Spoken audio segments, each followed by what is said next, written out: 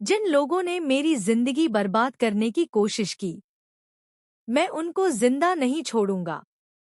शेर हूं मैं, और शेर कभी पीछे नहीं हटता।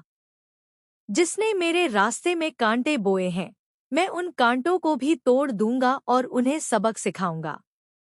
दोस्तों, सीरियल मन्नत में आ चुका है सबसे बड़ा और धमाकेदार ट्विस्ट।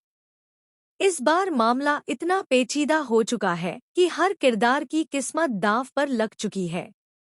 एक तरफ अनिरुद्ध का गुस्सा, उसकी बेगुनाही और सच्चाई को साबित करने की जद्दोजहद, तो दूसरी तरफ ऐश्वर्या की चालाकियां, झूठ और पुराने राज। आने वाले एपिसोड में आप देखेंगे कि अनिरुद्ध, मन्नत और गगन को ऐश्वर्या का असली चेहरा दिखाने के लिए तैयार है। वह सबके सामने खुलकर कह देगा कि उसने कभी भी ऐश्वर्या के साथ जबरदस्ती नहीं की, न कॉलेज के समय, न किसी और वक्त। यहाँ तक कि बेहोशी में भी उसने किसी लड़की को हाथ तक नहीं लगाया। ऐश्वर्या ने पहले भी उसे झूठे केस में फंसाया था और आज भी वही कर रही है। अब मन्नत को भी धीरे धीरे यह समझ में आने वाला है कि आखिर क्यों जब विक्रांत केस करने की सलाह दे रहा था, तब ऐश्वर्या पीछे हट रही थी।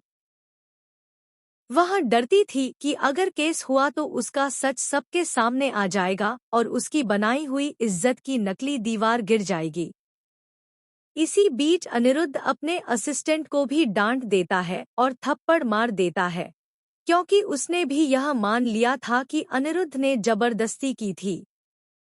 लेकिन सच्चाई जानने के बाद असिस्टेंट उसकी निर्दोषता पर भरोसा जताता है और पूछता है कि क्या उसका पहले पुलिस के साथ कोई झगड़ा हुआ था।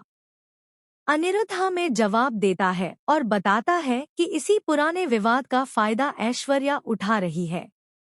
दोस्तों, यहाँ कहानी और भी इमोशनल मोड़ लेती है जब विक्रांत की मां को मलिका भड़काती है और कहती है कि विक्रांत तलाक के बाद मन्नत से शादी कर लेगा। वह मन्नत को गंदा खून कहती है और घर में उसकी जगह बहू के रूप में नहीं चाहती।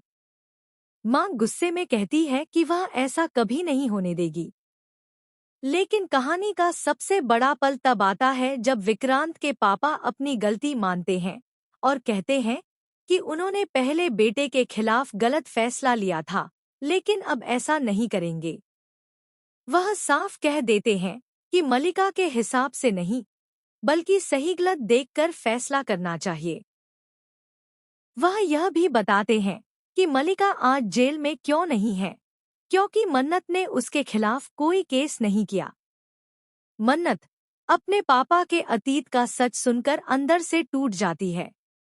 ऐश्वर्या इस मौके का फायदा उठाती है, उसके मन में जहर भरती है और कहती है कि गलती तुम्हारी नहीं, उस आदमी की है। इसके बाद मन्नत और विक्रांत यह ठान लेते हैं कि अब समय आ गया है कि ऐश्वर्या को उसके कर्मों की सजा दिलवाई जाए। लेकिन दोस्तों, ट्विस्ट यहीं खत्म नहीं होता। ऐश्वर्या जब यह सुनती है कि उसके खिलाफ केस दर्ज होने वाला है, तो वह घबरा जाती है और रोते हुए कहती है कि वह ऐसा नहीं कर सकती, क्योंकि उसकी 2 जवान बेटियां हैं और कल को लोग उसके बारे में उल्टा सीधा कहेंगे। वह गगन से भी केस न करने की विनती करती है। श्रुति की एंट्री होती है, जो साफ कह देती है कि अगर ऐश्वर्या चाहती है कि केस न हो, तो केस नहीं होगा। इसी बीच पूजा का आयोजन होता है, लेकिन पूजा के बीच में ही अनिरुद्ध वहां आता है और बिना किसी को पता चले ऐश्वर्या को वहां से चुपके से ले जाता है। यह सब इतनी तेजी से होता है कि किसी को भनक तक नहीं लगती। लेकिन मन्नत की नज़र ऐश्वर्या की अंगूठी पर पड़ती है, जो जमीन पर गिरी होती है।